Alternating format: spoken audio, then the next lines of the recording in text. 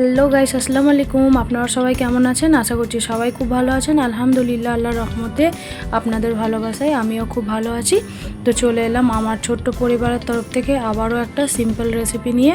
তো আমি আজকে বানাবো কাঁচা আম দিয়ে এই টকের রেসিপিটা। তো একেবারেই ইউনিক একটা রেসিপি।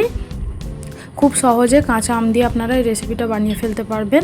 আর এই গরমের সময় তৃপ্তি করে দুপুরে সবাই কিন্তু পেট ভরে ভাত খেতে পারবেন। তো দেখুন, আমি এখানে নিয়ে নিয়েছি একদমই গাছ থেকে পাড়া একটা টক আম। তো এটাকে ফজলি আম বলে। এই আমগুলো প্রচণ্ড টক হয়। তো আমগুলো আমি ভালো মতো ধুয়ে পরিষ্কার করে নিয়েছি। আর কি কি উপকরণ লাগবে টক বানানোর জন্য চলুন পুরোটাই শেয়ার করি। তো এখানে আমি দেখুন নিয়ে নিয়েছি সর্ষে আর কাঁচা লঙ্কা বাটা, এখানে নিয়ে নিয়েছি পেঁয়াজ বাটা, আর দেখুন এখানে আমি টকের জন্য নিয়ে নিয়েছি এখানে আমি আগে পেঁয়াজ বাটাটা দিয়ে দিচ্ছি ফ্রাই প্যানের মধ্যে। তো আমি হাতে মেখে এই টক রান্নাটা বানাবো। তো এখানে আমি দুটো মিডিয়াম সাইজের আলু এরকমভাবে কেটে নিয়েছি। আর নিয়ে নিয়েছি এখানে একটা বেগুন বড় সাইজের। আর নিয়ে নিয়েছি এখানে আমটা কেটে খুব ভালো মতো পরিষ্কার করে ধুয়ে নিয়ে নিয়েছি। আমগুলো প্রচণ্ড টক হয়, বড় সাইজের একটা আমি এখানে নিয়েছি। তো আপনারা যদি বেশি পরিমাণের বানাতে চান তো অবশ্যই আমের পরিমাণটা একটু বাড়িয়ে দিতে পারেন।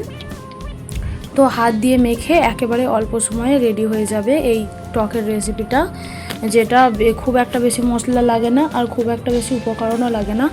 ঘরে থাকা সামান্য কিছু মশলা আর সামান্য কিছু আলু আর বেগুন দিয়ে কিন্তু ওই টকের রেসিপিটা আপনারা বানিয়ে ফেলতে পারবেন।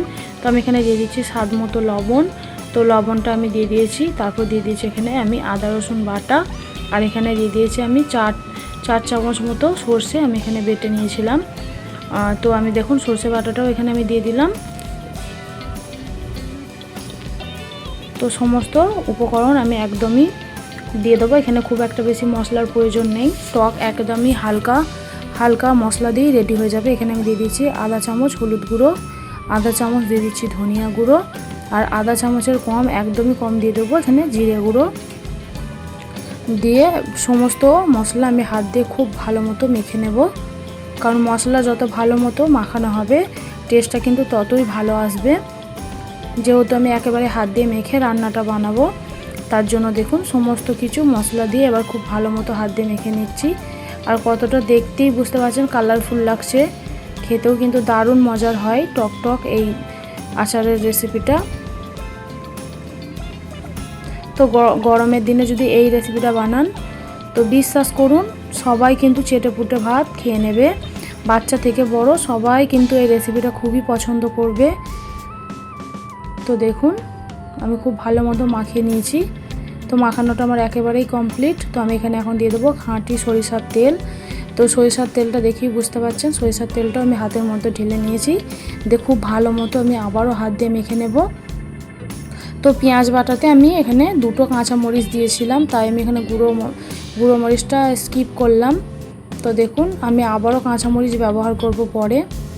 তো আমি পুরোটা শেয়ার করিনি, মানে যখন বাটনাগুলো বেটেছিলাম পুরোটা শেয়ার করলে অনেকটা বড় হয়ে যাবে, তখন আর আপনাদের দেখতে ভালো লাগবে না। তাই আমি সমস্ত মশলা রেডি করে একেবারেই আমি রান্নাটা শেয়ার করছি। তো দেখুন আমি এখানে খুব ভালো মতো মাখানোর পর দিয়ে দিচ্ছি পানি।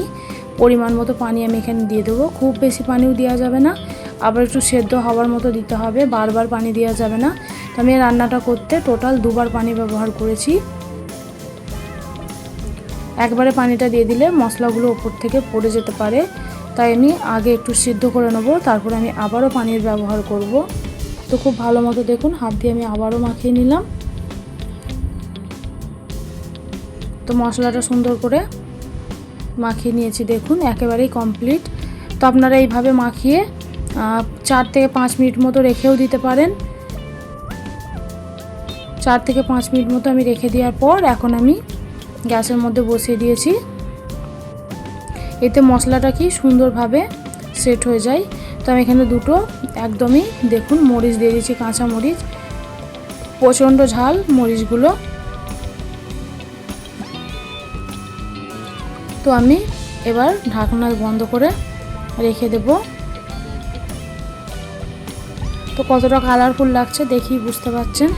যতটা দেখতে সুন্দর খেতেও কিন্তু খুবই মজার, আর সবাই কিন্তু খুবই পছন্দ করবে, বাচ্চা থেকে বড় সবাইকার খুবই ভালো লাগবে এই রেসিপিটা। তো আপনাকে বারবার রিকোয়েস্ট করবে এই রেসিপিটা আবার বানানোর জন্য। আমার কথাই না, আপনারা একবার বানিয়েই দেখুন, নিজেরাই অবাক হয়ে যাবেন যে এত সিম্পল রেসিপি দিয়েও এত দুর্দান্ত স্বাদ আর এত মানে সবাই পছন্দ করবে, এত সুন্দর হয় রেসিপিটা। তো আমি মাঝে একবার ঢাকনা খুলে দেখলাম যে তরকারিটা মানে ফুটে গেছে কিনা ঝোলটা। তো আমি একবার দেখে আবারও ঢাকনা বন্ধ করে রেখে দিলাম 3 থেকে 4 মিনিটের মতো। যেহেতু কাঁচা আম দিয়েছি তাই সিদ্ধ হতে একটু সময় লাগবে। আর চেষ্টা করবেন সবজিগুলোকে একটু ছোট ছোট করে কেটে নেওয়ার। তো দেখুন কত সুন্দর একটা কালার চলে এসছে, মাশাআল্লাহ। তো আমি একবার খুব ভালো মতো নাড়াচাড়া করে নিচ্ছি আর দেখে নিচ্ছি যে আলুগুলো সিদ্ধ হয়েছে কিনা। জানি আলুগুলো এখন সিদ্ধ হবে না, যেহেতু টক মানে আমটা একসঙ্গে মাখা করেছি, মাখিয়ে রান্নাটা করছি, তাই আমার এখনও পানি এখানে ব্যবহার করতে হবে। তো তাও আমি হাত দিয়ে আপনাদের সাথে একবার শেয়ার করছি। দেখুন আলুগুলো কিন্তু সিদ্ধ হয়নি, তাই আমি একেবারেই পানিটা দিইনি। আগে অর্ধেক সিদ্ধ হওয়ার পর আমি আবারও পানির ব্যবহার করব।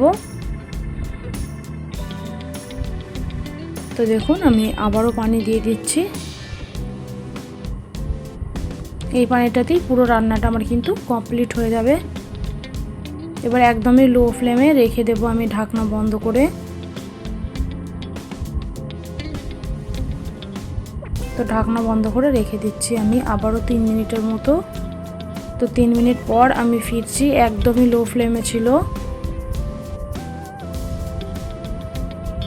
3 মিনিট পর আবারও ফিরে আসলাম। তো খুব ভালো মতো নাড়াচাড়া করে নিচ্ছি। দেখুন এবার আলুগুলো কিন্তু সিদ্ধ হয়ে গেছে।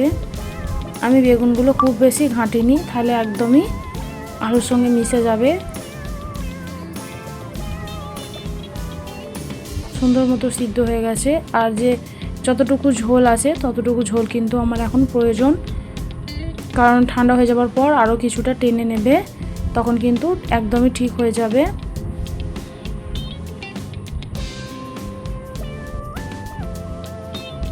তো দেখুন আবারও ঢাকনা বন্ধ করে রেখে দিলাম 1 মিনিটের মতো।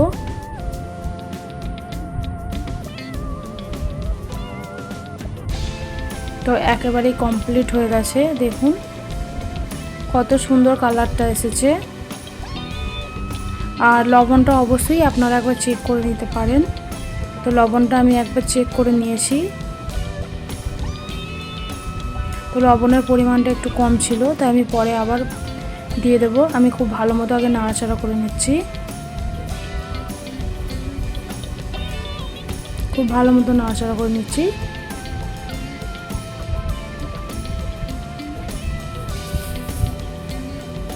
আবারও ঢাকনা বন্ধ করে রেখে দিয়েছিলাম আমি।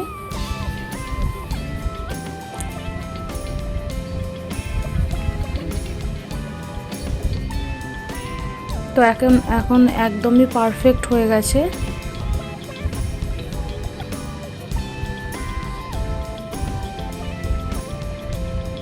তো দেখুন খুব ভালো মতো আমি নাড়াচাড়া করে নিচ্ছি। আর কতটা পরিমাণে ঘনত্ব হয়েছে দেখেই বুঝতে পারছেন। এটা পেঁয়াজ বাটা দেওয়ার জন্য এতটা গাঢ় হয়ে গেছে, আর খেতেও খুবই ভালো লাগবে। তো আমি আবারও স্বাদ মতো দিয়ে দিচ্ছি লবণ। লবণটা আমার একটু কম লাগছিল আমার কাছে, যেহেতু টক তাই লবণটা একটু বেশি লাগবে। তো লবণটা দিয়ে আবারও খুব ভালো মতো নাড়াচাড়া করে নিচ্ছি আমি।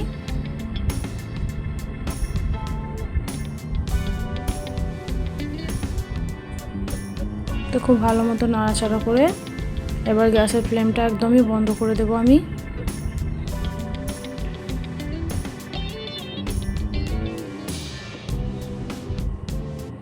আমি একটু এরকম আলুগুলোকে ভেঙে ভেঙে দিচ্ছিলাম,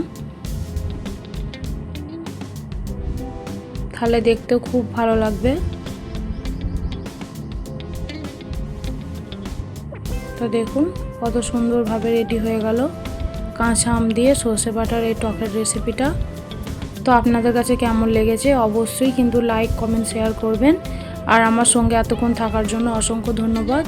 তো কারা কারা আছেন যে এতক্ষণ আমার সঙ্গে আছেন কিন্তু ছোট্ট একটা লাইক দিতে ভুলে গেছেন, তারা অবশ্যই একটা লাইক ডান করে ফুল ওয়াচ করে দেখে নিন। আর রেসিপিটা যদি ভালো লাগে অবশ্যই একটু বন্ধুবান্ধব আত্মীয় স্বজনদের মাঝে একটু শেয়ার করে দেবেন আর একটা ভালো কমেন্ট করবেন। আর নতুন যারা এসেছেন তো অবশ্যই চ্যানেলটিকে সাবস্ক্রাইব করে অল নোটিফিকেশানটাকে অন করে রাখবেন। এতে খুবই সহজ রেসিপিগুলো আপনারা বানিয়ে ফেলতে পারবেন। তো আমার চ্যানেলে বহু রকমের রেসিপি শেয়ার করা আছে, তো আপনাদের যদি ভালো লাগে অবশ্যই লাইক কমেন্ট শেয়ার করবেন। চ্যানেলে নতুন হয়ে থাকলে চ্যানেলটিকে সাবস্ক্রাইব করে রাখবেন। ততক্ষণের জন্য সুস্থ থাকবেন, ভালো থাকবেন। আল্লাহ হাফেজ।